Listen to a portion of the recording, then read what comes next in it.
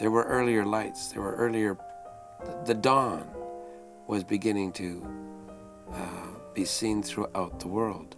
And there were remarkable things happening in the United States and throughout the world at the time of the Restoration. This event at Lexington, these events at Lexington and Concord are celebrated in poetry. In 1837, Ralph Waldo Emerson writes a poem that's read on the 4th of July ceremonies there. It's called the Concord Hymn, and it's actually engraven, a portion of the poem, on the Minuteman statue that stands at the North Bridge today in Concord. And here's the first stanza of that poem. By the rude bridge that arched the flood, their flag to April's breeze unfurled. Here once the embattled farmers stood and fired the shot heard round the world. And that phrase, the shot heard round the world, is what most people remember today.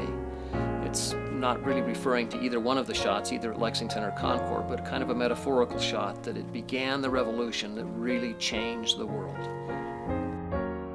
The Lord's hand is involved time and time and time again. And it's interesting to see how the Lord placed these people that participated, not only in the Army. We had some amazing folks. We had some incompetent folks as well, but by and large, when we needed them, we had really amazing folks, and especially Washington. George Washington is the man, and we know from a Latter-day Saint perspective that he was placed here by the Lord exactly when he was needed, and he is needed throughout the next decade. He's just always in the right place, with the right temperament, with the right background, a very commanding figure. His men just loved him.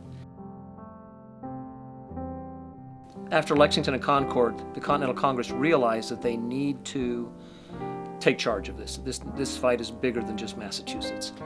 And so, not quite by acclamation, but close, Washington then takes command of this rabble, this militia that's surrounding Boston. And the war for the Revolution has seriously begun. How they're in the right place at the right time, how the people in Congress are there to do what needs to be done, how they're able to rally together and actually invent this United States out of whole cloth. Rebelling successfully against a king had never been done in history. The Lord was clearly involved in what happened, the fact that we were able to have victories, especially at Yorktown, and then to reach the peace in Paris is nothing short of a miracle, and set the stage for the restoration of the gospel of Jesus Christ. I am working on a major text now entitled In the Year of Our Lord, 1820. I take my cue in that book from B.H. Roberts' classic statement that he wrote in Comprehensive History of the Church, in which he said that there were earlier lights in the morning than the rising sun, meaning that as much as we honor the first vision and the rising of the Restoration to its grand state, there were earlier lights. There were earlier, the dawn was beginning to be seen throughout the world.